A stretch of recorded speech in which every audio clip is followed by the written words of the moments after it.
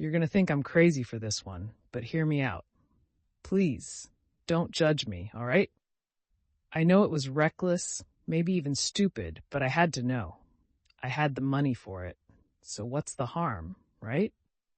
Let me start by saying I've always had a fascination with the unexplained. Not in the obsessive tinfoil hat way, but more like a quiet curiosity that lingered in the back of my mind. Growing up in a wealthy family, I never wanted for much, but my parents were practical people who didn't entertain nonsense. Still, I'd always been drawn to ghost stories and haunted legends. I guess you could say it was my guilty pleasure. When I was in my late 20s and fully in control of my inheritance, I decided to indulge that curiosity and maybe prove to myself that the supernatural was just smoke and mirrors.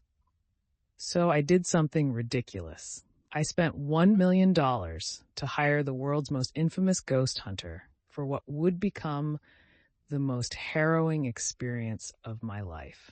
On top of our family's wealth, my uncle's untimely and unexpected death brought an even stranger twist. He left behind a fortune and a chilling mystery that only deepened my curiosity. In his will, there was an unsettling condition. To claim the inheritance, I had to confront what he called the family curse. According to his rambling notes, our ancestral home, a sprawling, decaying mansion on the edge of a forgotten town, was haunted by something far more sinister than mere folklore. He had spent his life running from it, leaving behind cryptic warnings that were impossible to ignore. At first, I laughed it off. A haunted house? Really? But the money was real, and the more I thought about it, the more curious I became.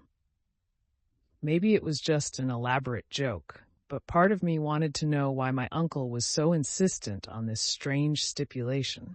So, I did what any reasonable person would do. I hired the most expensive ghost hunter I could find. His name was Henry Blackwood, and he came highly recommended by, well, no one reputable. Henry was an urban legend in his own right. He claimed to have exorcised spirits in over a dozen countries and had a collection of bizarre artifacts from his so-called cases. He didn't come cheap. When I told him I had $1 million to spend, he didn't even blink. "That should cover it," he said with a grin that made my skin crawl. The first time I saw the house, it was like stepping into another world. It was massive, with tall, cracked windows and ivy creeping up the sides, like nature itself was trying to drag it back into the earth. The air around it felt heavy, almost suffocating. Henry walked in like he owned the place, setting up his equipment while I tried not to trip over the rotting floorboards. "This place has history," he said, almost to himself. "You can feel it." I wanted to roll my eyes, but there was something about the way he said it that stopped me. He wasn't joking, and to my surprise, neither was the house. The first night was quiet, almost eerily so. Henry set up cameras, motion detectors, and other gadgets I didn't recognize. We sat in the parlor, surrounded by shadows and silence. "They'll come," he said, sipping a flask of something strong. "They always do." At around 3 a.m., the temperature dropped so suddenly I could see my breath. Henry's gadgets started beeping, and then we heard it, a low guttural moan that seemed to come from the walls themselves. I've never been so scared in my life. Henry grabbed his gear and motioned for me to follow.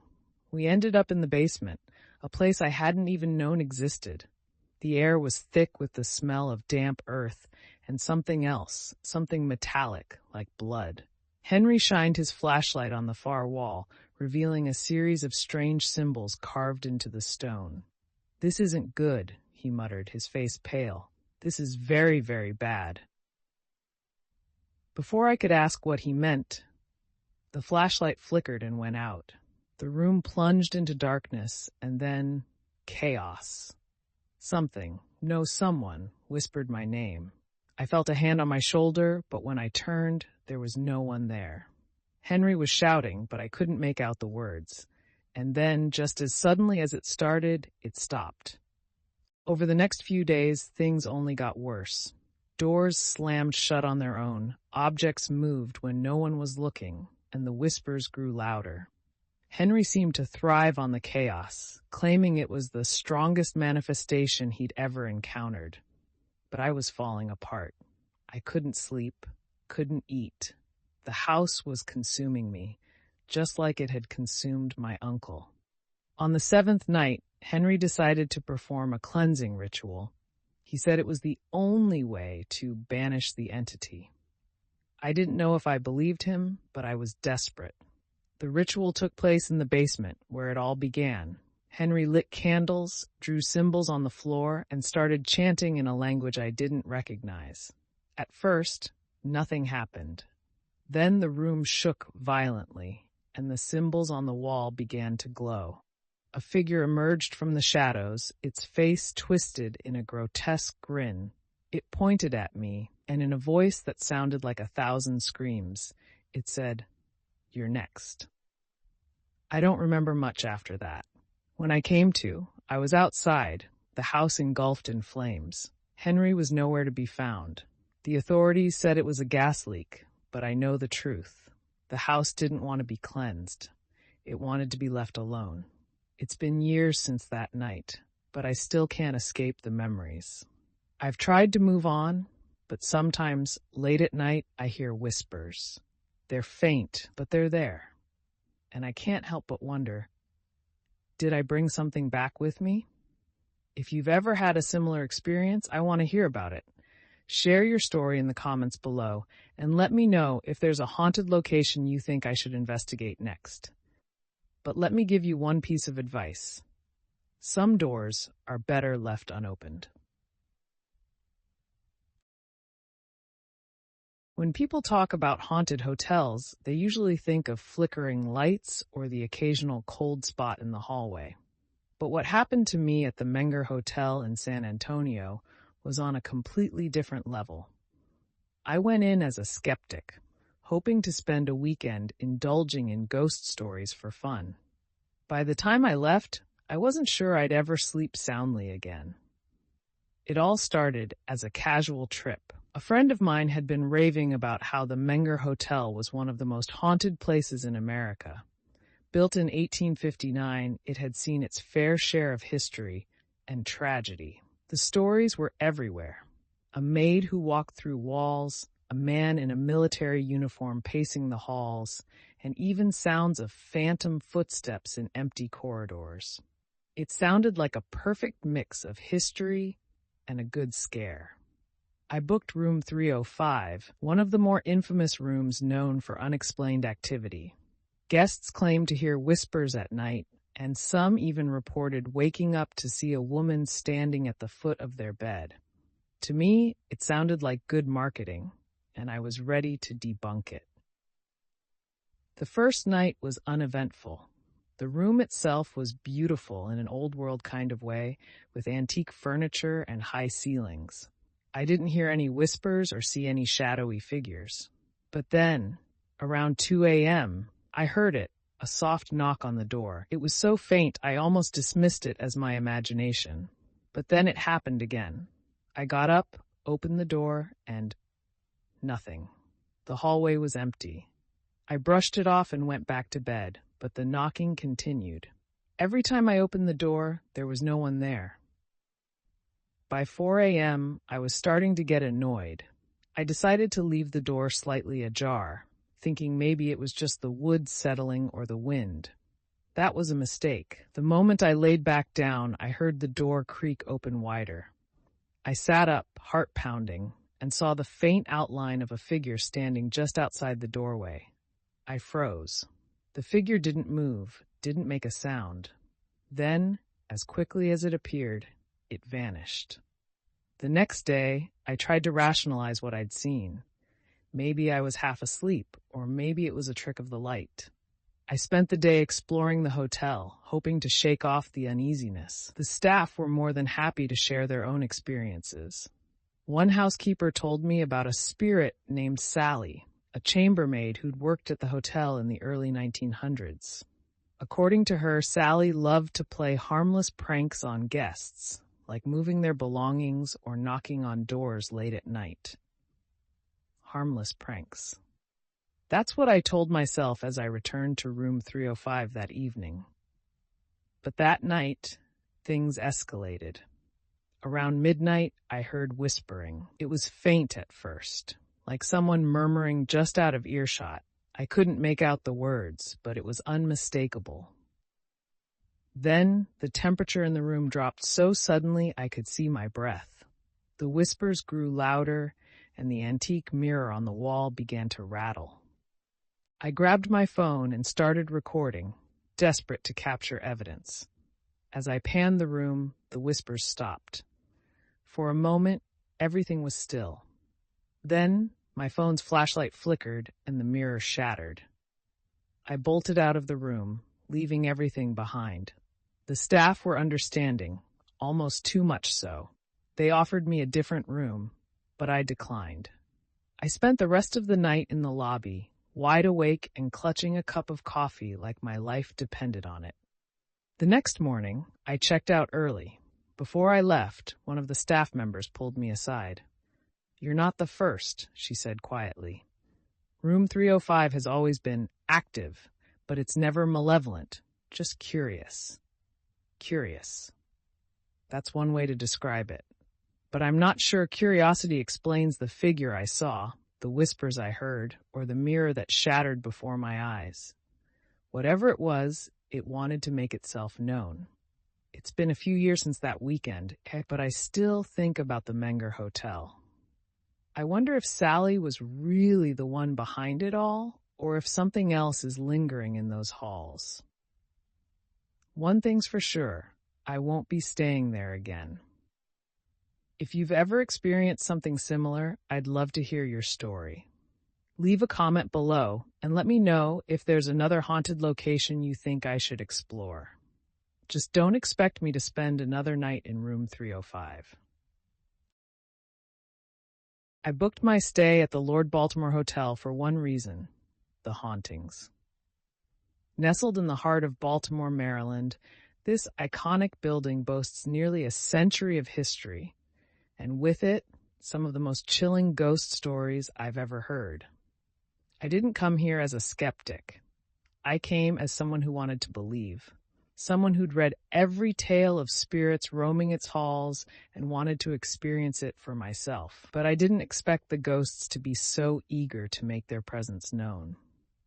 The Lord Baltimore Hotel is a masterpiece of early 20th century architecture, with grand chandeliers, ornate staircases, and the kind of opulence you'd expect from a place that opened during the roaring 1920s. But beneath its glamorous exterior lies a darker side. During the Great Depression, the hotel became a tragic hotspot for those who'd lost everything. People whispered about the suicides, desperate souls who threw themselves from the rooftops' towering heights. And then there was the story of Molly. Molly was said to be a little girl who stayed at the hotel in the 1930s. No one knows exactly how she died, but guests and staff have reported seeing her spirit for decades. Dressed in a cream-colored dress and black shoes, she's often spotted on the 19th floor, clutching a red ball.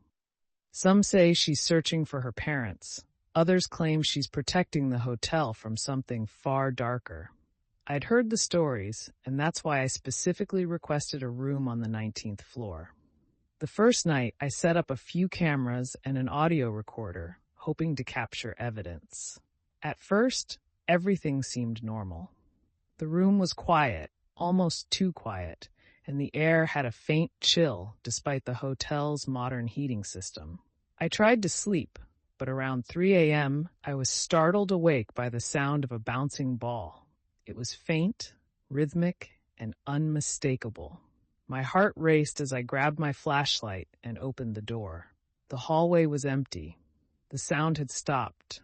I felt a strange pull toward the far end of the corridor, where an old, out-of-service elevator stood. As I approached, I noticed something strange. The button for the 19th floor was glowing, even though no one had pressed it. Before I could react, the The elevator doors creaked open, revealing nothing but darkness. I slammed the door to my room and didn't sleep the rest of the night. The next day, I spoke with one of the housekeepers, a kind woman named Teresa who'd worked at the hotel for over 20 years. When I mentioned the bouncing ball, her face paled. "You heard Molly," she said. "She likes to play, but you've got to be careful. She doesn't always come alone." "What do you mean?" I asked, feeling a knot tighten in my stomach. Teresa hesitated, then lowered her voice. "Where Molly is, there's usually someone else, a man in black. He's not like her. He's angry." I spent the rest of the day exploring the hotel, trying to shake off Teresa's warning. The grandeur of the lobby and the stunning rooftop view distracted me for a while, but I couldn't shake the feeling that I was being watched. That night, I resolved to stay awake and see what might happen. It didn't take long. Around midnight, the lights in my room began to flicker. I grabbed my phone to record, but as soon as I hit the record button, the room went pitch black. Then came the whispers. At first they were faint, almost like a breeze, but they grew louder, more distinct. "Leave." The word was clear, guttural, and close enough that I could feel the breath against my ear. I froze, my eyes darting around the darkness. Then, out of the corner of my eye, I saw her, Molly. She stood in the corner, her red ball in hand, staring at me with wide, unblinking eyes. But she wasn't alone. Behind her was the man Teresa had warned me about. His figure was tall, cloaked in shadows, with eyes that seemed to burn like embers. He raised a hand and pointed at me. The whispers turned to growls, and the temperature in the room plummeted. I wanted to run, to scream, but I was paralyzed with fear. Suddenly, Molly's face twisted into a look of pure terror. She turned and ran, her ball rolling across the floor. The man in black took a step toward me, and as he did, I felt an overwhelming sense of despair, like every ounce of hope was being drained from my body. In a desperate move, I grabbed the lamp on the nightstand and flung it toward him. The moment it shattered, the room was filled with light, and they were gone. I checked out the next morning, too shaken to stay another night. As I handed in my key, the receptionist smiled knowingly. "19th floor?" she asked. I nodded, and she simply said, "You're not the first." It's been years since that night, but I'll never forget the feeling of being in that room.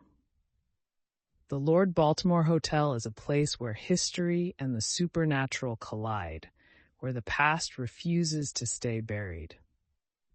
If you're brave enough to stay there, consider this a warning. Not every spirit is friendly, and some things are better left unseen. Have you ever stayed in a haunted hotel? Share your story in the comments below, and let me know if there's another location you think I should explore. Just remember, some doors are better left closed. I always thought haunted asylums were just a trope for horror movies. You know the type. Dark corridors, distant screams, and ominous shadows. But Edinburgh Manor, this place was different. What I experienced there left me questioning not just my beliefs about the paranormal, but my own sanity. It started as a dare.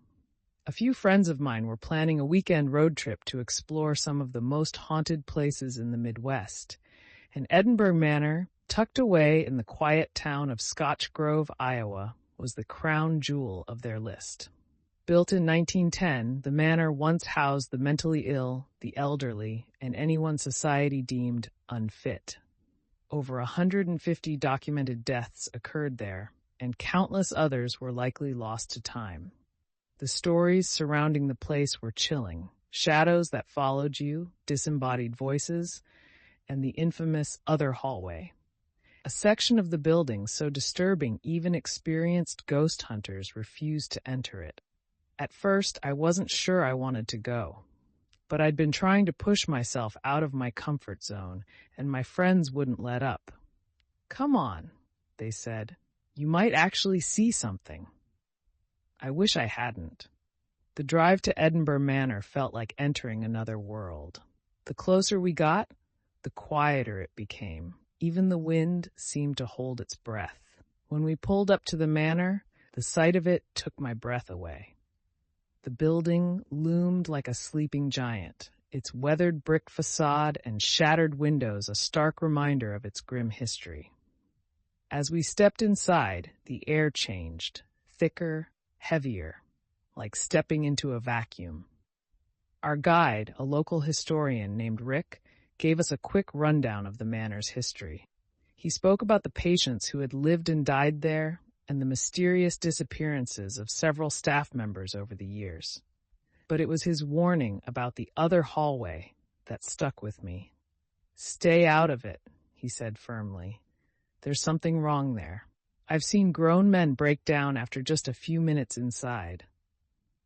Naturally, that's where we wanted to go. The first couple of hours were uneventful. We wandered the dark, empty halls, snapping photos and trying to provoke a response.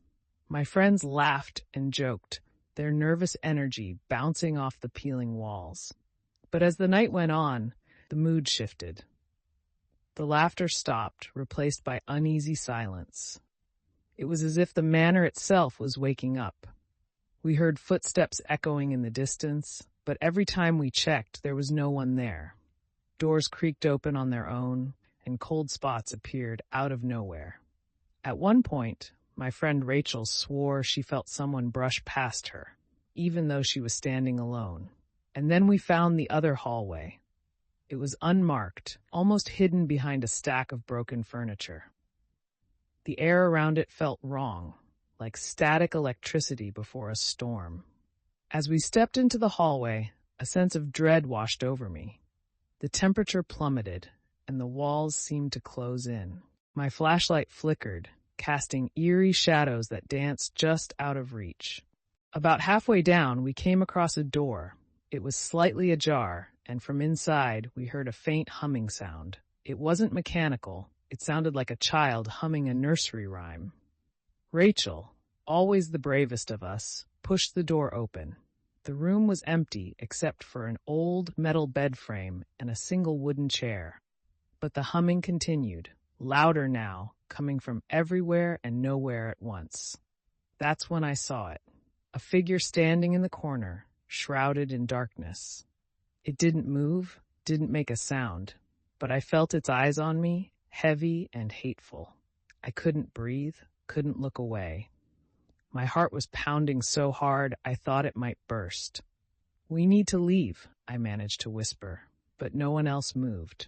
They were frozen, staring at the same spot I was. And then the figure stepped forward. I don't remember running out of the building. I don't remember the drive back to town. All I know is that when we finally stopped, we were all shaking, unable to speak. Rachel was crying, her hands clutching the steering wheel like a lifeline. None of us ever talked about what we saw that night. Not to each other, not to anyone else. I've tried to convince myself it was just a trick of the light, or maybe my mind playing games. But deep down, I know the truth. Edinburgh Manor is more than just a haunted asylum. It's a place that shouldn't exist, a doorway to something we can't understand. If you've ever been to Edinburgh Manor or experienced something similar, I'd love to hear your story. Leave a comment below and let me know if there's another haunted location you think I should explore. But be warned, some places are better left alone.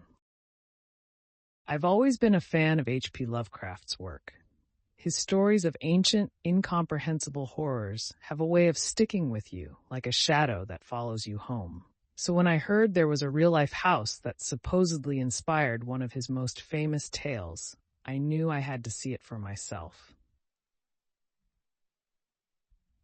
But nothing could have prepared me for what I found. The house in question is an unassuming two-story colonial located in Providence, Rhode Island. To the casual observer, it's just another old, weathered building, a relic of New England's past. But for those who know its history, it's a gateway to something far darker.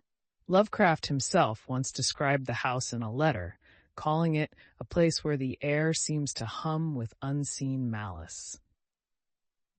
Legend has it that the author's brief stay there in the early 1920s left him deeply shaken, inspiring the setting for his story, The Shunned House. According to local lore, every tenant who's lived in the house since its construction in the late 1700s has either gone mad, disappeared, or died under mysterious circumstances. I arrived on a gray, drizzly afternoon, the kind of weather that makes everything feel just a little bit more sinister. The current owner, a distant relative of one of Lovecraft's contemporaries, agreed to let me stay the night after I promised to share my findings. She warned me not to go into the basement. "It's not safe," she said, her voice trembling. "Promise me you'll stay out of there." I nodded, but curiosity gnawed at me. What could possibly be down there? The house was exactly as I'd imagined. Creaking floorboards, peeling wallpaper, and a faint musty odor that clung to everything. But it was the feeling of the place that unsettled me most. It was as if the walls were alive, watching, waiting. I set up my equipment, a digital recorder, an EMF meter, and a few motion-activated cameras, and tried to settle in. For the first few hours, nothing happened. I explored the house, taking note of odd details. The faint outline of a pentagram etched into the wood of the study floor, the way the light seemed to bend around certain corners, and the strange, rhythmic tapping that seemed to come from inside the walls. Then, around midnight, things began to change. It started with the smell. A sickly sweet odor, like rotting flowers, filled the air. My EMF meter spiked, and the tapping in the walls grew louder, more insistent. I followed the noise to the study, where the pentagram glowed faintly in the dim light. My recorder picked up faint whispers, though I couldn't make out the words. And then I heard it, a low, guttural growl coming from the direction of the basement door. Every instinct told me to leave, to get out of that house and never look back. But I couldn't. I had to know what was down there. Grabbing my flashlight, I made my way to the basement. The door was ice cold to the touch, and as I opened it, the stench of decay hit me like a physical force. The stairs creaked under my weight as I descended into the darkness. The basement was larger than I'd expected, its walls lined with shelves holding jars of unidentifiable substances. In the center of the room was an old wooden table, and on it lay a book, a thick, leather-bound tome covered in strange symbols. As I approached the table, the air grew heavy, oppressive. The whispers returned, louder now, and I realized they weren't coming from the walls. They were coming from the book. I reached out to touch it, and the room exploded with light. A figure appeared in the corner, a tall, shadowy being with elongated limbs and glowing red eyes. It didn't move, but its presence was overwhelming, suffocating. I stumbled backward, my flashlight flickering wildly. The whispers turned to screams, and the room began to shake. I don't remember how I got out of the basement. The next thing I knew, I was outside, gasping for air, the house looming behind me like a living thing. I didn't go back for my equipment. I didn't care. All I wanted was to get as far away from that place as possible. In the weeks that followed, I tried to make sense of what happened. I reviewed the footage from the cameras I'd placed throughout the house, but the files were corrupted. The only thing that survived was the audio from my recorder, and even that was mostly static. But in the middle of one recording, just before the screams began, a voice can be heard whispering 3 words. "It's not safe." I haven't been back to the house, and I don't plan to. Whatever is there, whatever inspired Lovecraft's tales of madness and horror, is better left undisturbed. If you've ever encountered something like this, I want to hear about it. Share your story in the comments below and let me know if there's another haunted location you think I should investigate. Just don't expect me to go into any more basements. I'm not sure how much of this story I actually believe myself, but I'm going to tell it to you the way it was told to me. This came from a retired detective who swore it was the most unsettling case he ever worked on, and after hearing the details, I'm inclined to agree. The detective, let's call him Jim, worked in a mid-sized town in the Northeast back in the early 2000s. It was a quiet place for the most part, the kind of town where the most excitement they got was the occasional break-in or a DUI on a Friday night. But that all changed one summer when a series of strange calls started coming into the station. The calls all came from the same neighborhood, a row of old Victorian houses that had seen better days. People were reporting weird things: lights flickering in empty homes, shadowy figures seen in windows, and in one instance, a woman claiming she heard screaming from the house next door. The thing was, the house she was talking about had been abandoned for years. At first, the cops chalked it up to nosy neighbors and overactive imaginations, but then someone found the body. It was a man, mid-30s, dressed in what looked like a business suit, sprawled out in the overgrown backyard of the abandoned house. The body was badly decomposed, which made it hard to determine how long he'd been there, but what stood out most were his eyes. They were wide open, like he'd died staring at something he couldn't look away from. Jim said the coroner's report listed the cause of death as a heart attack, but there was something about the scene that just didn't sit right with him. The house itself was a mess. The floors were warped, the walls covered in graffiti, and the air reeked of mildew and something metallic like old blood. Jim and his partner did a sweep of the place and found nothing out of the ordinary. At least, nothing you wouldn't expect from a long-abandoned house. But then they found the basement. The entrance was hidden behind a bookshelf that looked like it hadn't been moved in decades.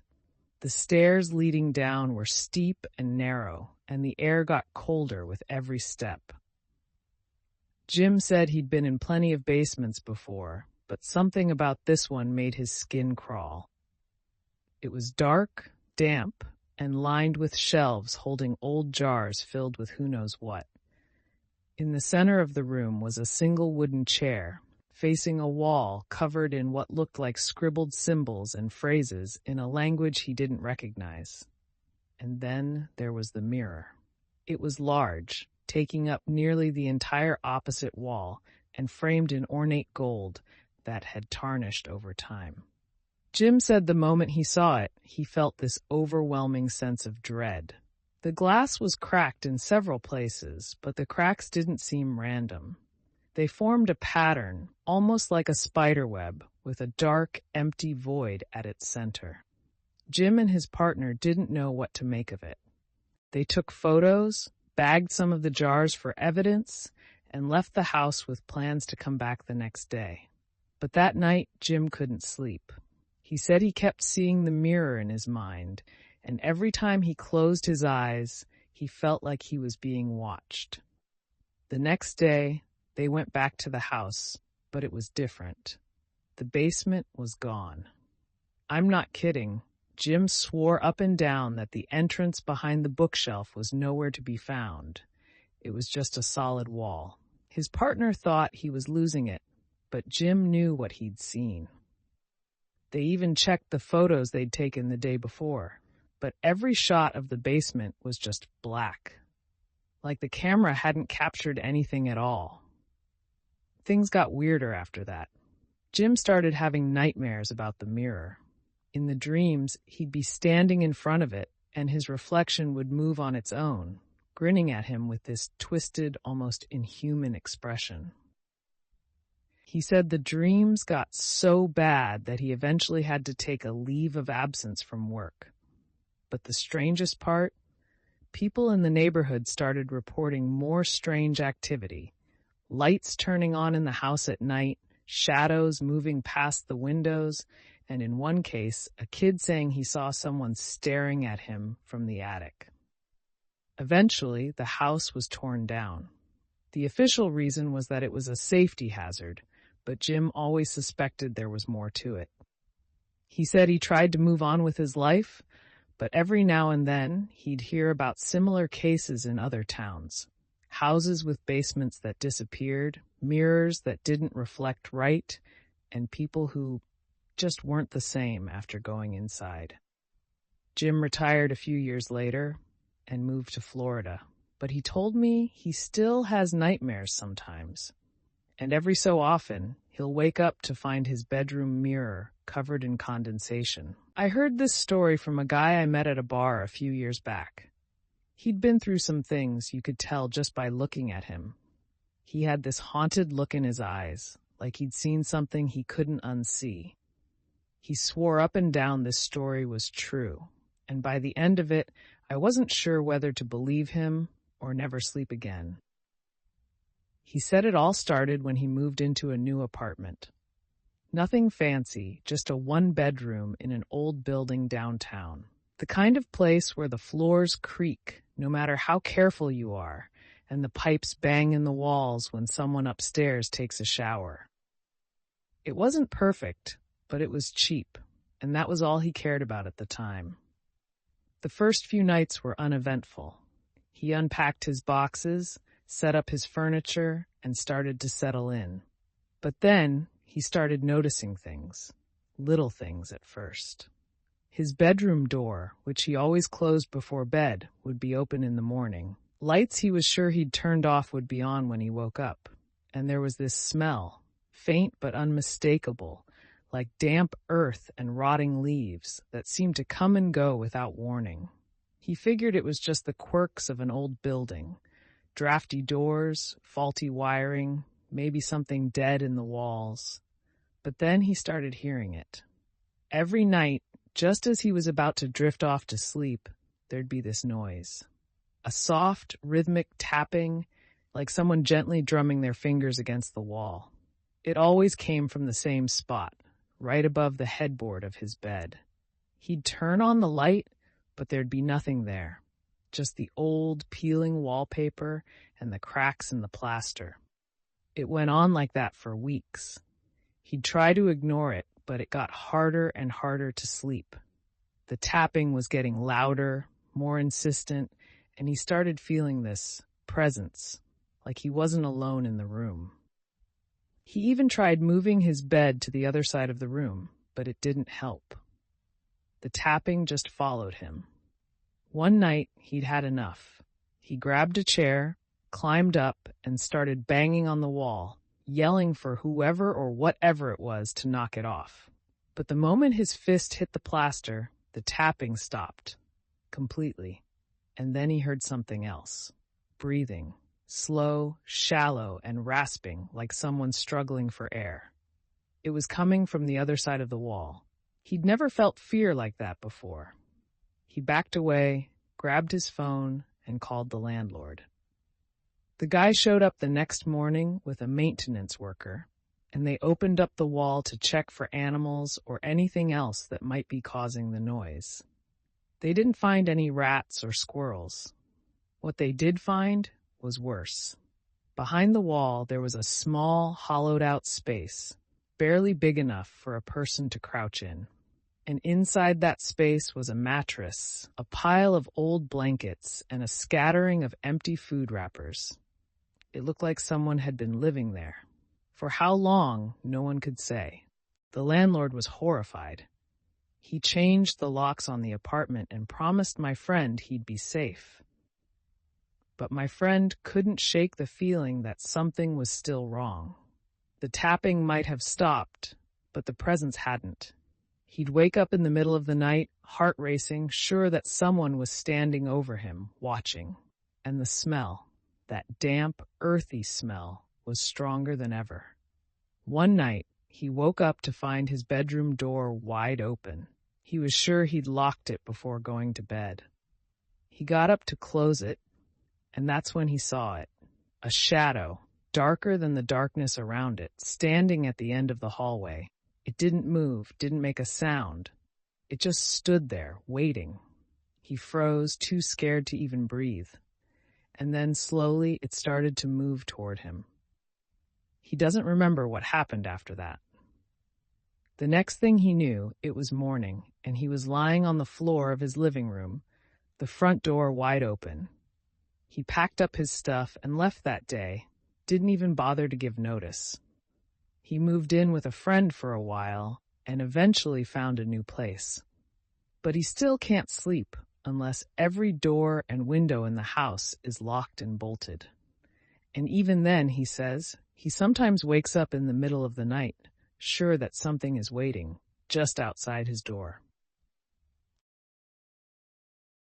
This story was told to me by a guy I used to carpool with back in the day. He wasn't the kind of person to make things up. Practical, down to earth, and not exactly someone you'd call a believer in the paranormal. But when he told me this story, there was a look on his face I'll never forget. Whatever happened to him, it changed him. He said it happened about 10 years ago, late one night when he was driving home from a work trip. It was one of those stretches of highway that feels like it goes on forever. No lights, no signs of civilization, just darkness pressing in on all sides. He'd been driving for hours, trying to stay awake, when he saw something on the side of the road up ahead. At first, he thought it was just a trick of the headlights, maybe a tree or a mailbox casting a weird shadow. But as he got closer, he realized it wasn't a shadow. It was a man. Or at least, that's what it looked like. The figure was tall, unnaturally thin, and completely black. Not just dark, but blacker than black, like it was sucking in the light around it. It didn't have any discernible features. No face, no clothes, just an outline of something humanoid. It was standing perfectly still at the edge of the road, facing his car. He said he got this overwhelming sense of dread, like every instinct in his body was screaming at him to keep driving. So that's what he did. He pressed down on the gas and sped past the figure without looking back. But as he passed, he swore he saw it move. Just a slight tilt of the head, as if it was watching him. He tried to shake it off, telling himself it was just his imagination, or maybe some kind of optical illusion. But then it happened again. A few miles down the road, he saw it. The same figure, standing in the exact same way at the edge of the highway. It didn't make sense. There was no way it could have gotten there before him. But there it was, just standing there, waiting. This time, he didn't even slow down. He just gripped the wheel and kept driving, his heart pounding in his chest. He told himself he was imagining things, that he was just tired, but deep down he knew something wasn't right. And then, about 10 minutes later, he saw it again. This time, it was in the middle of the road. He slammed on the brakes, skidding to a stop just a few feet from the figure. For a moment, he just sat there, frozen, staring at it through the windshield. It didn't move, didn't react to the car's headlights. It just stood there, as if it was waiting for him to do something. He said it felt like an eternity, but it was probably only a few seconds before he snapped out of it, threw the car into reverse, and backed up as fast as he could. That's when the figure started to move. He said it didn't walk exactly. It glided, almost like it was floating, but faster than any person could run. It was coming straight for him, and he could feel this crushing wave of fear, like the air had been sucked out of the car. He floored the gas, swerving around the figure and speeding down the highway. He didn't stop, didn't look back, just drove as fast as he could until he reached the next town. When he finally pulled into a gas station, his hands were shaking so badly he could barely turn off the ignition. He sat there for a while, trying to calm down, before he went inside to get a coffee. The clerk must have noticed how rattled he looked, because she asked if he was okay. He told her he'd seen something strange on the highway, and her face went pale. She asked him if it was a tall, black figure. When he said yes, she nodded and told him he wasn't the first person to see it. Apparently, there were stories about that stretch of road, about a shadowy figure that appeared to drivers late at night. Some people said it was a ghost, others thought it was something else, something darker. Whatever it was, it always seemed to appear when people were driving alone, and it always left them shaken. He said he never took that highway again, no matter how much longer the alternate route was.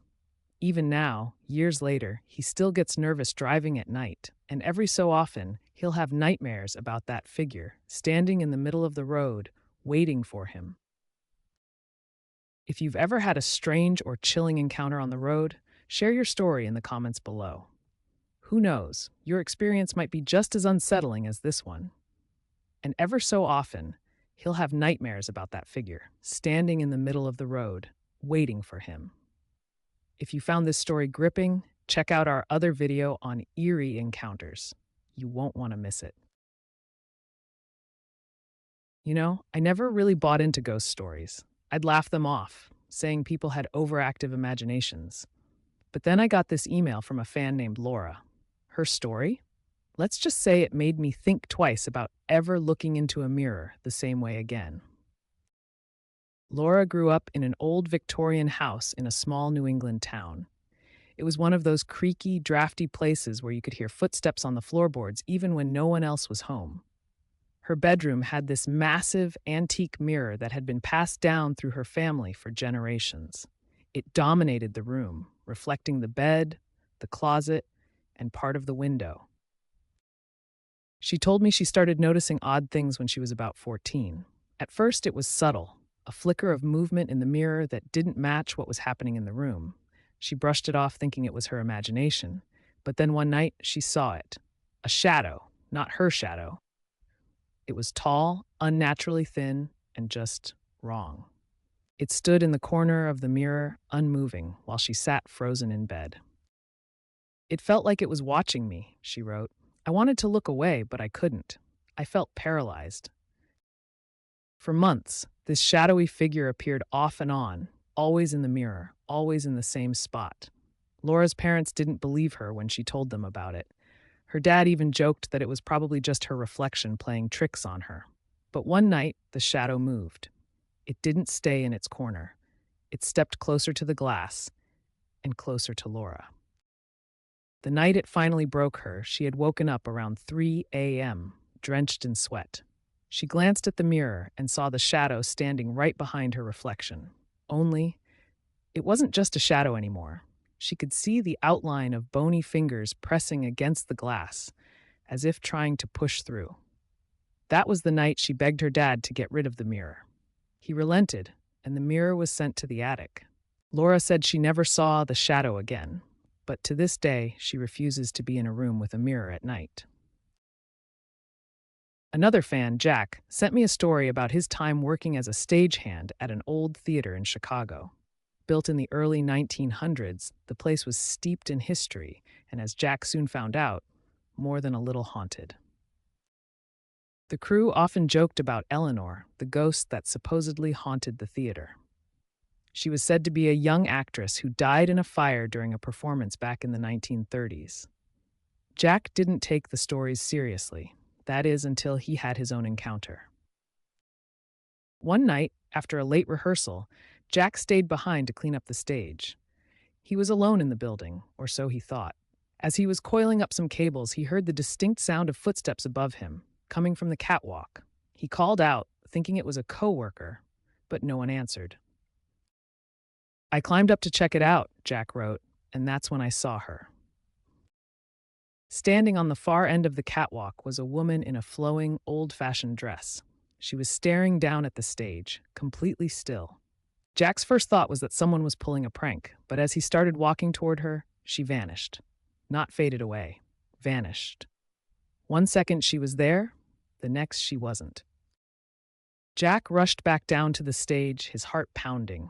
He was ready to call it a night, but as he was gathering his things, he heard the faint sound of humming. It was coming from the empty seats in the auditorium. Slowly, he turned to look, and there, sitting in the front row, was Eleanor. She looked directly at him, smiled, and then disappeared once again. Jack quit the job a week later. He told me he still loves theater, but he'll never step foot in that building again. This story came from a woman named Angela, who had a harrowing experience during her college years. She lived in an old dormitory building on campus that had once been a hospital during the 1920s. The place had a reputation for being haunted, but Angela didn't pay much attention to the rumors. That changed when she moved into room 308. From the first night, Angela noticed something was off. The room always felt cold, no matter how high she cranked the heat.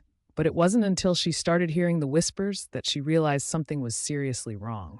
They started faint, almost imperceptible, like a breeze rustling papers. But over time, they grew louder, more distinct. At first, I thought it was my neighbors, Angela wrote, but it wasn't. The whispers weren't coming from the walls. They were coming from inside the room. One night, as she was studying late, the whispers turned into what she could only describe as a low, guttural growl. It was coming from the corner where her desk sat. Frozen in fear, Angela slowly turned her chair toward the sound. There was nothing there, but the air felt heavy, oppressive. That night, she barely slept. The breaking point came a week later. Angela had invited a friend over to study, and as they were working, her friend suddenly froze, staring wide-eyed at the closet. "Do you see that?" she whispered. Angela turned, and for a split second she saw it too. A dark figure crouched inside, its eyes glinting faintly in the dim light. Angela moved out the next day, switching rooms with a student in another building. She later found out that room 308 had been the hospital's morgue when the building was still a medical facility. She said she'll never forget those whispers and the oppressive presence that seemed to follow her out of the room that last night. Each of these stories gave me chills when I first read them. They're a reminder that sometimes the things we can't explain are the ones that stay with us the longest. If you've got a story like these, send it my way. This story came from a man named Kevin, who recalled an eerie experience from when he was a teenager living in his childhood home in Michigan. Kevin's family had a finished basement where he and his siblings would hang out. It was a cozy space with a couch, a TV, and a little kitchenette. But for as long as Kevin could remember, the basement had always felt off. There was this one corner near the old furnace that gave everyone the creeps. His younger sister would always joke that it was the ghost's corner, but Kevin never thought much of it, until one night when he was down there alone. It was late, maybe close to midnight, and Kevin was on the couch watching TV with the lights dimmed. He'd just finished a soda and got up to take the empty can to the kitchenette. As he turned the corner, he caught a glimpse of movement out of the corner of his eye. He froze, thinking it was just a shadow. But then he saw it, a figure standing near the furnace. "It wasn't solid," Kevin wrote. "It was like a shimmer in the air, almost see-through, but I could tell it was a person, a tall man, just standing there." Kevin backed up slowly, his heart pounding. He thought maybe it was his imagination, but then the figure moved. It didn't walk, it sort of glided toward him. Kevin panicked and bolted up the stairs, slamming the basement door behind him. The next morning, he told his dad what he'd seen. His dad didn't laugh or dismiss him. Instead, he sighed and said, "I've seen him too. That's why I never go down there at night." Kevin later found out that the previous owner of the house had died in the basement, near the furnace, of a heart attack. To this day, Kevin refuses to go into basements, even in other people's houses. This story came from a truck driver named Mike, who had a chilling encounter while driving through a remote stretch of highway in Wyoming late one night. It was the kind of road where you could go miles without seeing another car or a single light, just darkness all around. Mike had been driving for hours when he saw someone standing on the side of the road, their thumb out, trying to hitch a ride. It was a woman, wearing a long coat and a scarf, her face partially hidden by the shadows. Mike hesitated but decided to stop. After all, it was freezing out, and she looked harmless enough. She climbed into the passenger seat without a word. Mike tried to make small talk, but the woman didn't respond. She just sat there, staring straight ahead, her hands folded in her lap. "I thought maybe she was just cold or tired," Mike wrote. "But there was something about her that didn't feel right.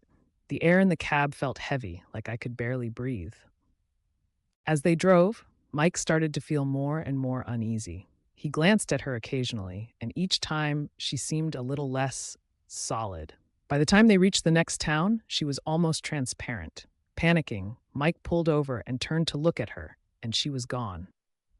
The passenger seat was empty, but the door had never opened, and there was no sign of her anywhere on the road. When Mike told a local diner about his experience, the waitress nodded grimly. "You met her," she said. "The ghost of Highway 89. She's been hitchhiking out there for decades." Mike said he still drives that route sometimes, but he never stops for hitchhikers anymore. This last story comes from a guy named Sam, who grew up in rural Pennsylvania. His family owned a cabin deep in the woods where they'd spend weekends hunting and fishing. Sam loved that place, but there was one area of the woods his dad had warned him never to go near, a clearing about a mile from the cabin. "That's where she is," his dad would say. "The woman in white, don't ever go there alone." Sam always thought his dad was just trying to spook him, but as a teenager, his curiosity got the better of him. One afternoon, while out hunting, he decided to check out the clearing. It was exactly as his dad had described, a circle of trees with a strange, almost unnatural silence. No birds, no rustling leaves, just quiet. As Sam stepped into the clearing, he felt a sudden chill, even though it was a warm day. Then he saw her, a woman in a long, white dress, standing at the edge of the trees. Her back was turned to him, but he could see her long, dark hair cascading down her back. Sam called out to her, thinking she might be lost. She didn't respond. When she finally turned around, Sam wrote, "I felt my blood run cold." Her face wasn't human. It was like a skull with hollow eyes that seemed to look right through me. Sam bolted out of the clearing and didn't stop running until he was back at the cabin. He told his dad what he'd seen, and his dad just nodded, as if he'd known all along. "I told you to stay away," was all he said. To this day, Sam refuses to go back to that cabin. He said he doesn't need another reminder that some things are better left unexplored. Each of these stories gave me chills when I first read them. They're a reminder that sometimes the things we can't explain are the ones that stay with us the longest. If you've got a story like these, send it my way. You never know who'll be sleeping with the lights on after hearing it. I hope you had a great scare. Thanks for watching. Like, comment, and subscribe for more content like this. Your support helps out this channel, and it means a lot. Stay tuned for more. If these stories sent a shiver down your spine, imagine what else might be lurking in the shadows of our world. These tales of mirrors that hold more than just reflections, theaters where the past refuses to stay silent, and roads haunted by travelers who never made it home are just the beginning. The truth is often scarier than fiction, and these dark urban legends prove it. But now I want to hear your story. Have you experienced something that defies explanation?